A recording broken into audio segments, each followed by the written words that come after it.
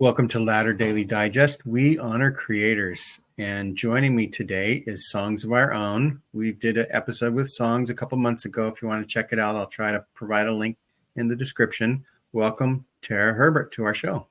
Hi, thank you for having me. And I love songs. I feel like she reached out to me immediately after my Mormon Stories interview, and since has been just so much fun in all of our little groups. Yeah. And so you have created a podcast, and give us like a little 30-second description of what your podcast is.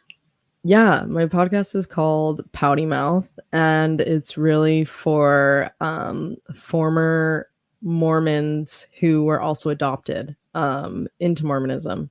So we talk a lot about existentialism, motherhood, adoption, and just like ex-Mormonism in general. So kind of a wide variety. Pouty, not, you don't swear on the show. You don't have potty mouths. Yeah, it's close, but it's pouty, Pouty. Yeah, mouth, Yeah. Mouth. Okay. Yeah. But we do swear on the show as well, but a little bit, right? Yeah. But so give us like a 5-minute condensed version of your Mormon story. We'll also provide your Mormon story as a link in our description so that people can go back and check your 27-hour episodes Yeah. on John's, or wherever, however long it was. Yeah. Marathon shows. But give us a little 5-minute overview of maybe your life up until, you graduated from college or something like that. Yeah, so I was adopted from Lake Charles, Louisiana as an infant through LDS Family Services or Social Services. In the 90s, I was raised in South Jordan, Utah. My family is Mormon and white. There's 3 others of us who are adopted. So 4 adopted altogether, but we're not biologically related. And then they have 3 biological children. So yeah, I served a Mormon mission. I feel like let's talk about your church experience as like a young teen. So did you do mutual, and did you have any leadership positions at all? Yeah, I mean, as a teenager, I did mutual. Probably was quite a few times, like the My Maid's presidency or the Laurel's presidency or president. I don't really remember, I guess, exactly when I was that age, but yeah, very, very involved. Like I would say we were the typical Mormon family who was like having family home evening every single Monday night. We were going to Young Men's and Young Women's every Wednesday. We were involved in any of the activities that were really going on in our ward. All of the time. Yeah. And I think for myself, I wasn't as perfect as a Mormon like teenager. I did get into the Utah party scene, but I think a lot of people in our ward were kind of that way. Like I felt like we were almost like living double lives in a way, because it's like a group of us would like see each other at a party and then like be up early 9 a.m. church morning, and the guys serving the sacrament. That's right. And I know that like I grew up in California and we had parties and stuff, but supposedly, and I never thought of this, never heard about it, but we were like in the mission field, like everything outside of Utah is in the mission field. And so, but I do remember, thinking and being told like we had to be examples to other people, like at school. Like we might have a school with 1,000 people, a high school with 1,000 students, and there might be 8 to 12 LDS, members there. And so we had to, be an example and maybe, try to invite somebody to activities and stuff like that.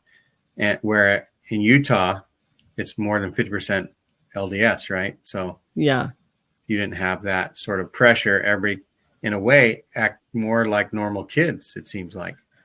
Yeah, I still felt pressure because I actually had quite a few friends who were not Mormon or who were like baptized and not active. So I feel like I still felt the pressure to try and get them to church, and I felt like it was like, Deactivation or activation, right? I mean, yeah, yeah, and I felt like I don't want to do this. Like I don't, like I don't want to have to worry about this because like in my head, at 14, 15, 16, there was bigger issues going on right? than Mormonism, and it was boys. So I was like, I don't want to have to worry about. Was it two B's, boys in basketball? Yeah, yeah. I did play basketball growing up and definitely was really focused on that, which I loved. And then I don't know, I think if you're a Mormon teen or even before teen, like, the opposite sex is made such a big deal about, but yet you may be dating and stuff, but you're not, I don't know, And you're really supposed to like experiencing. look at other people as potential celestial mates, Exactly. Yeah. but you're not supposed to think about sex with them at all. Yes. Like So, for example, at 16 in Young Women's, I wrote a letter. We were all wrote letters to our future husbands. And like our teachers were like, you should revise and revisit this at least once a year. wow, do you still have that? I don't. So when I was Because that that would have made a age, good episode. I wish I still did, but you want to know the wildest story? So when I went on Mormon Trek, our bus caught on fire. Uh and so it burnt down and it had my journal in it at the time, which had that letter in it. And so Wow. it burned. Yeah. It was a sign. It was a sign. Yeah, look it up on KSL, Mormon Trek burning bus, because they like my Big news. sister has a quote in it. Yeah. Yeah. I bet that built so many testimonies, though, right? Oh my So gosh. that next I Sunday, everybody got up and bore their testimony about the bus burned, but I yeah. survived. God save me. I'm gonna send it to you after because yeah, you'll crack up because a lot of them too that like did quotes and like bore their testimony, like a lot of us aren't Mormon anymore. So it's like funny to go back and laugh at how I don't know funny it was. But even during that time doing Trek, one there was a member in our ward who was just like super wealthy, which I think everyone has one of those in their ward or a lot of those. And he had offered to like put us all up in a hotel, um, and like pay for everything for us to eat for those 3 days, I think it was. Um, and then I guess the adults decided they were like, he offered that, but like we know you guys would want to go on and like do the trek regardless. So we still went on, and other wards donated their stuff while they played like the sad trek music for us to come and like pick up the stuff. It was, I don't know, it was a whole ordeal. Played Pioneer Children, right? Yeah, like sad songs, and Pioneer like Children everyone singing, just they stood walk, there. they walk, they walk. Yeah. They like Oh made my it God. such a big deal. They were like, hey, like they're like, this ward is leaving to go home, and so they've laid out some stuff that you guys can take and choose, and like they're like, so just go up and grab whatever you want. And like some of the adults were like crying while we were grabbing because they're like, this is like the actual real experience of pioneers. And in my head, even at that time, I was like, gosh, I don't want to come out here and cosplay slavery and all of this stuff out here. Yeah. So did they call it Mormon Trek? Do you remember? I mean, because there's the Mormon Trail that is historic, right? Yeah. They call And it Trek, right? yeah, I just call it Mormon Trek because I'm like, I don't know. I don't just to know why. differentiate it from the Catholic Trek and Protestant Trek. Yeah.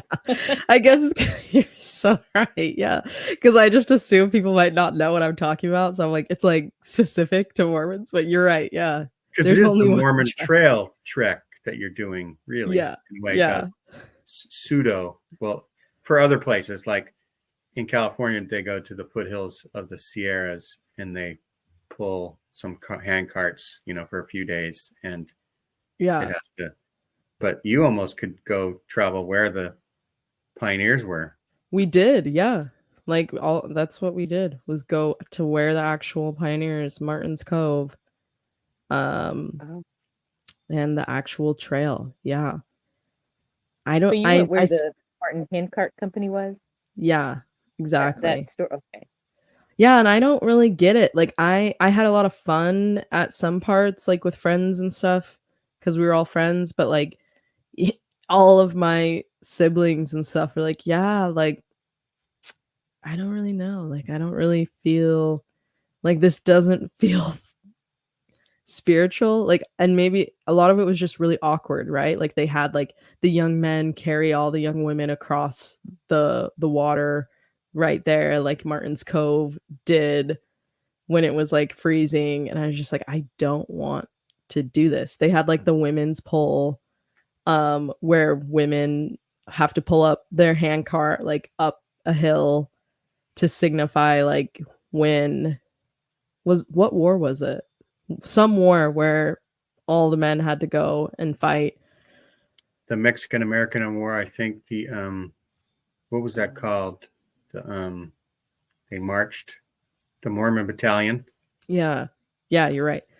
So all of that, and the whole time, yeah, I would never do it again. Like I only went on trek twice, like once when I was really young and was like legitimately pulled in the handcart when like they used to have like full families go. And then that other time as a teenager, and I was like, I would never do this again. Like if I ever got called to be like a ma or pa, I would never do this because I don't know. I think you can learn about your history without cosplaying horrible Yeah. moments in it. That reminds me of like in the Philippines or somewhere on Easter, they like nail themselves to crosses and they drag them Wow. through as a parade, and it's like a test of their faith, right? They don't do it Yeah. to everybody, but somebody volunteers to do it. And Yeah. it's like, yeah, that's just a little bit too real. Yeah, it is. And I think at that time, like I was taught kind of like the revisionist history of like, no, Mormons like weren't racist. Like Mormons never had slaves. Like Joseph Smith loved black people. But even then, like in my head, I was like, that doesn't really make sense because like I don't what would make the I guess they were just so much holier during that time than everybody else that they didn't. Right. You just think they would be just normal Americans that either Yeah. had slaves or were letting it happen. And at the time, the different scientific theories about races and different things. Why would they be any different, right? Unless Jesus told them to be nicer or something, Yeah. Yeah. right? Yeah. So even in my head, and then I didn't find out until I was older that they actually did have slaves and brought slaves to a free, like almost like worse, because you brought your slaves with you to a free territory Yeah. and still made them be slaves. So even after the Civil War was fought and slavery was ended. So yeah, it's a whole Yeah, it's a thing. whole thing. So you graduate from high school. Where'd you go to college, or did I you? didn't go to college. So Okay, I was one of the Mormon that's women. right. You're young enough to do like the early leaver program Yeah, for I went on a mission at at 19. 19. Yeah. Oh. And so that's what I did for right after high school. I was like, I didn't really know where I wanted to go to college. And at the time I thought like, well, I'm just gonna be a mom, so I don't need to go to college. And also I didn't want to get married. I like was not ready to just go off and get married at that age. And so I felt like a mission was a good choice. And I felt like it was like I had like a spiritual revelation for it because I think like a year before that, somebody in my seminary class had told me that they were going to lower the age. And so I had like written in my journal, like, if they lower the age from 21 for girls to 19, then I'll serve a mission. It was an And answer so to prayer. yeah, exactly. So when they did, I really did take it as a sign from God and was like, okay, I'll do what God wants me to do. That's, in 1978, the revelation on blacks in the priesthood that happened when I was an older teenager. And while it wasn't enough to make me go on a mission, it was still like, wow, God still works miracles, right? Yeah, yeah. And it wasn't until later, it was like, Oh yeah, God works a miracle that makes the Mormon Church 20 years too late to the civil rights movement.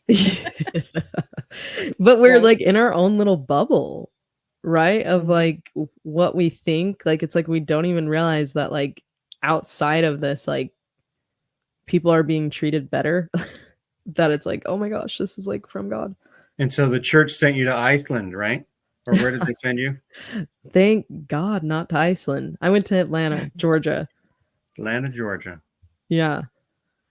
And so I served in Atlanta, Barnesville, Georgia, Peachtree City, and Cartersville is the areas that I was in throughout my whole mission. And yeah, it was hard. Like I don't have a lot of happy memories from my mission. I think that if I could do it all over again, I wouldn't have gone because it was just my first experience with I think a lot of what I experienced in Utah growing up was a lot of microaggressions, um, which is still racist in and of its face, but it's like everyone around me believed that like racism was over and Martin Luther King Jr. solved that in the 60s.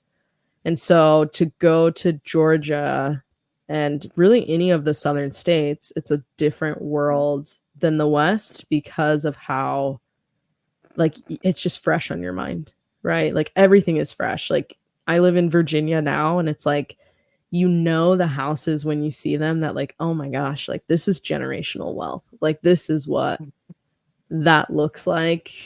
And it's something that unless you've come to see it and see the difference, you wouldn't notice it like in places like California or Utah or Arizona. Um, because it's not like estates, like these old houses that have literally been around for who knows how long they've been there, just a whole estate. I don't know. And you know what I'm talking about, Songs, because you live here too. There are whole plantations that are still Yes. in existence. They just renovated it, and so now it doesn't look as plantation-ish. But yeah, oh, for Yeah. sure. I mean, they definitely go back to 1700, 1800 something. Yeah. And now they have like pools and tennis courts Mhm. on them. And, you know, they'll have other, like So now you would call it a mother in law suite. But before, you know, it was definitely like probably a that's where the taskmaster's. quarters, the slave Yeah. quarters were. Right. Yeah. Uh-huh. And it's just so apparent and in your face every day as you're driving down the street of like, wow, like you know that these people have money because they've had it for forever. And so I didn't Mhm. that was the first time experiencing it in Georgia and seeing that and like seeing the results of slavery and the Civil War so up close and hearing stories that were like not the stories that I heard in my history class in Utah, right? Like I feel like in the South they have I don't even want to call it like different. It's just like their point of view of what happened, right? Like we look at is it Samuel Lee? There was another general in the South that swept through and burned towns. And Sherman, oh, General the one who Sherman. Sherman burned everything. Yeah. Yeah. Mhm. General But Sherman was, like yeah, and it just wasn't taught to me like, right? Cuz like the North was the good guys. yeah, But he was a hero for the North. yeah, Right. but it actually like decimated these towns and made it worse for all of the black people who stayed in those areas because of doing that. Like, you know, and so just the I just got the other side of the story and like realized on a deeper level how horrific slavery was. And I feel like even at large, like people in the United States, like we're still not taught enough how Mhm. absolutely inhumane and horrific these practices were, that there were breeding farms of black women um to just have babies, you know. And so it just was a brutal education and a brutal education on the racism that was still very much alive there, and getting sent to areas that like no black Mormon missionary had been sent like ever before, you know, because it's just not safe areas. And And I yeah. know that was a big part of your Mormon story, was how bad your mission was. But Yeah. let's say we can go there. But did you have anything good from your mission? Yeah, I think that some of the good that came is just like the people I met. Like, I'm still really close with a lot of my companions. I'm still really close with a lot of the ward members in those areas. Like, it is a little bit of a different world because people who convert to Mormonism who are Black in the South, like, just come into it with like a way better understanding, or if they were raised Black, like, they are not given the revisionist history of Mormons. They have different reasons for why they believe in Mormonism, but they're not like dumb to the fact of the realities of Mormonism. And so I feel like for a long time that's like what kept me going, is because I had so many of those people who I felt like were lifting me up and like, yeah, being like, yes, this stuff does need to be talked about more, and like, we're gonna be the change to like do this for Mormonism.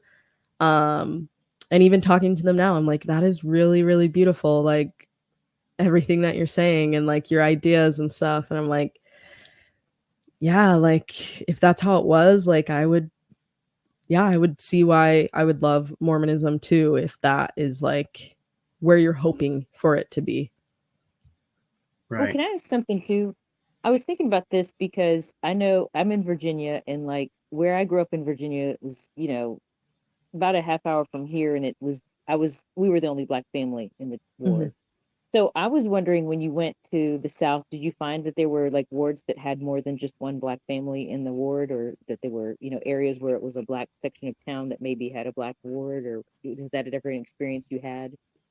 Yeah. I mean, in Atlanta, the Atlanta ward, that's Gladys Knight's ward, and I met her, and majority of the people are Black.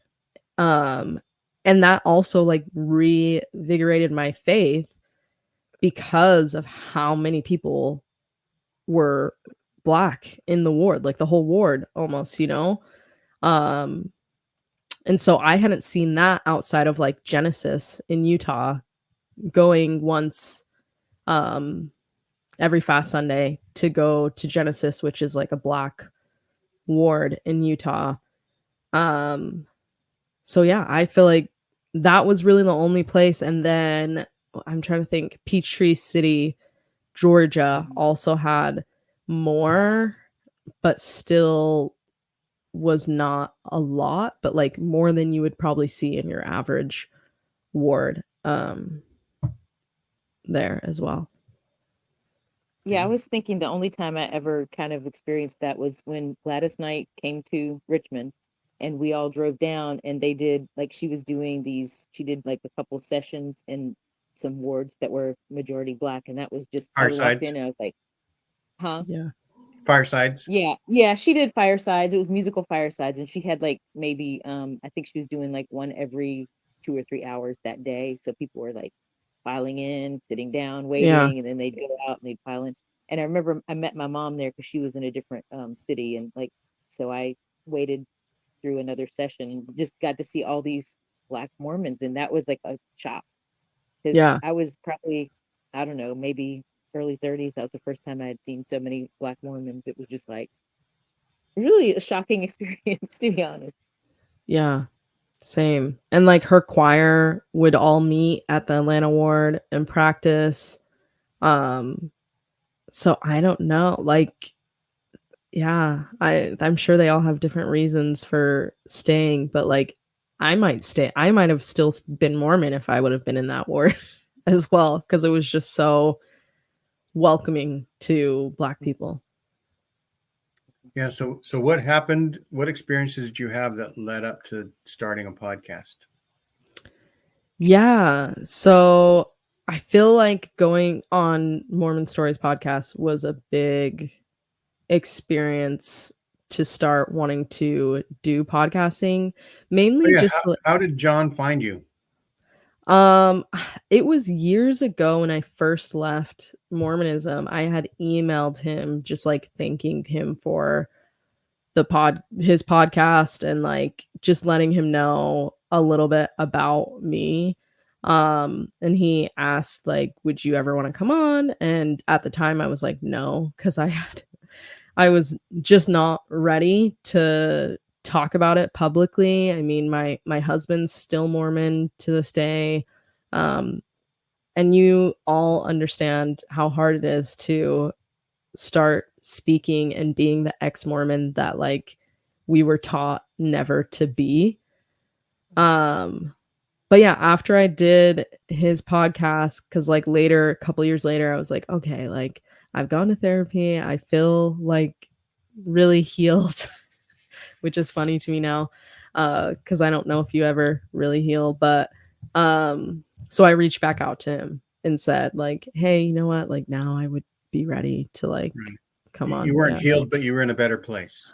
Yes, just in a lot better place because originally when I had reached out, I had literally just had like a full mental breakdown and like gone to therapy and just like, your life kind of falls apart when your worldview also comes crashing down. And for me, it was like two in one. It was like my adoption fog of like how I viewed my world and my adoption came down at the same time as like Mormonism for me. And so after I went on his podcast, I just was like, I still like want to get my thoughts out there and I still want to like talk about these issues because it's just like something that still is going to affect me. I think it feels like right now until the day I die that like I will never actually ever get away from Mormonism. Like I'm in this arena forever, whether I like it or not. So why not at least talk about it? All right. So you were on about 7 or 8 months ago, earlier this year. Yeah. Beginning of this year. Yeah. But you decided you have more to say because Yeah. I have more to say, more to do. it was all about you, but there are 8 billion other people out there that have stories and lives and situations. And you wanted to help some of those people in the situations that you were familiar with. Yeah, exactly. And I feel like I had people that were like, "Oh, you should write a book, you should do this," which I think books and stuff are great contributions to the world, but my contribution specifically is going to be helping adoptees, birth moms, um, adopted parents, specifically in this arena because it like people just really one don't understand the way adoption works in society and how corrupt and just unnecessary it is, right? There's 40 adopted parents to every one child that actually needs to be adopted because of circumstances that actually is dangerous for the child, right? My adoption story is one of instead of providing money and resources for my parents, they are having to place their child for adoption, which I don't feel like is ethical. I don't think it's ethical to take children from their families just because somebody's having a hard time because seeing my adopted family now, it is very hard to be like, oh, like how many years was it that you were struggling? Because like, could I have come back? Like, because you seem fine now. Everyone seems healthy and happy and Right. a So like moment maybe in time. if universal basic income was available back then or something, Yeah, had something. the resources to survive with you. Yeah, and there's just a lot of things that happen that we know of in the United States that harm Black and brown people, right? And for my situation specifically with my biological parents, it's wild to see that like the same kind of circumstances played out, right? Like my husband and I were on Medicaid and food stamps as well. I have no college education. Meanwhile, everyone in my adoptive family has college education that they got later on, you know? Um, just things where it's like, if I was in that situation and I couldn't afford my baby, which I have been in that situation, right? Of not being able to afford my kids. The only difference was that I was married, so it was considered okay. Um, and that I grew up, you know, in white spaces that didn't necessarily demonize me for being a Black woman, you know, on food stamps and on Medicaid. So just things like that. Like, it is circumstantial, but it is like, you know, in foster care, like Black mothers and Black families are more likely to have their kids taken from them by CPS for situations that aren't necessary. Um, and so that systemic racism plays a role in foster care, in adoption, and it plays a role in the rest of our lives, right? Like, adoptees are 4 times more likely to attempt to unalive themselves before they're 18 years old than biological children. Like, there's just so much. And so specifically with my podcast, I'm hoping that one day it will be, you know, monetized to be able to help people in these situations who find themselves feeling like they need to place their children for adoption, that they can get the help that they need rather than doing that. And people not using adoption as a solution to abortion, because I'm not against abortion like I was as a Mormon, because I think that, yeah, in circumstances, it should be completely up to the woman. And in a lot of circumstances, adoption can be just as horrible as what some people view abortion as. So I noticed that you started your podcast in June, Mm-hmm. right? And you picked a really good day. You picked my birthday to I release did. your first little introduction to your show. So thanks for that. Now you'll always remember my birthday. Yeah. That's why I did it. I was like, Yeah. there's a gene out there Yeah. that But we'll be honored yeah, by this someday. I love that. And you're pretty much doing audio right now. Are you thinking of doing YouTube? Right now I'm just doing audio. I'm gonna start posting more clips of it. Maybe eventually I'll go to YouTube, since I do record all of it. I just feel like it's like sometimes a lot of, you know, it's like YouTube, Instagram, Facebook, TikTok. Um, but yeah, I just am like, let's just focus on audio, because that's my preferred method of getting podcasts is audio. Mhm. So one day maybe I'll be on YouTube. Yeah. Well, I'll Well, say, everyone. Oh, go ahead. okay, I just say one more thing. I was so excited to find that you posted about it on TikTok, that you had a podcast, and I love listening to it, because what I find refreshing in our conversations is you have this young perspective that, like, sometimes maybe some of us have forgotten, and like it's nice to hear like what you're thinking as a mom and as a person who's been through Mormon experiences. And I don't think there are any podcasts out there of anybody of color who are ex-Mormons. You know, that's a whole niche within itself. And then you know, specifically talking about adoption and maybe even transracial adoption, there's such a need Yeah. for those conversations. And so it's, I don't know, I think it has some really great things going for it. It's heading, you know, just exponentially, you're going to explode out there. So I'm really excited for you, and I'm, you know, 100% behind you, and wherever you want me to push out your, you know, information or support you in that whatever way, let me know, because I just think you're doing awesome. And I'm so grateful that you accepted my friend request, and that we've become people who know each other on these spaces. And I've just enjoyed getting to know you and talk to you. And I'm thankful that Jean invited me to be a part of this. So thanks, you You're guys.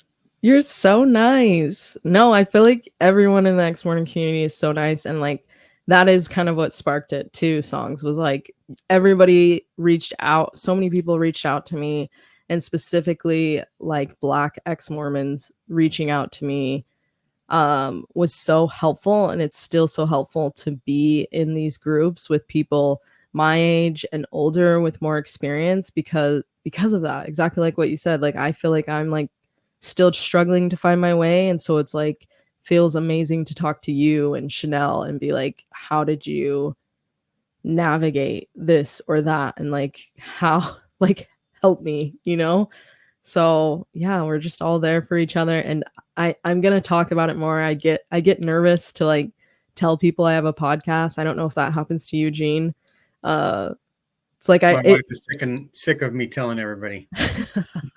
I wish I could be that way, but it almost feels like nice because I like know everybody who's listening, and I know they like It's are like a little friendly. family. Yeah, and so like now to like be out there sharing it with like the whole world and being like, okay, like, you know, it only took me 9 episodes to actually tell people about it. And hopefully I can get more, you know, courageous as I keep going to be like, I still fear the judgment of my family, and the rejection, right? I don't know if I think that's just human nature for all of us.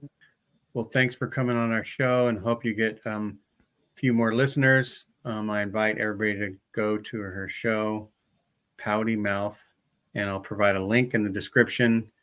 And I remember watching videos early on, and I didn't know that there was information in the description. I just clicked on a YouTube video and I saw what they did, and I either liked it in 30 seconds or I would just scroll on, right?